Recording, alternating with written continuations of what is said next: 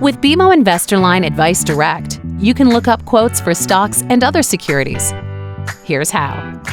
If you're looking for a quote for a particular stock, you can use the symbol search bar at the top of the screen. A stock symbol or ticker symbol is a unique set of letters that identifies a particular stock or security, usually followed by CA or US to indicate the nationality of the stock exchange it trades on.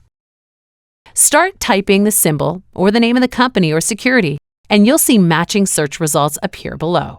Select the symbol you're interested in to see a quote summary, which includes the current market price, market grade or rating, sentiment, risk, as well as alerts and news. Select View Details to view the full quote, including detailed pricing and transaction information, as well as additional resources like ESG insights, news, and research. You can also access quotes through your watch list by selecting the blue stock symbols. And you can do the same throughout the platform, wherever you see a blue symbol.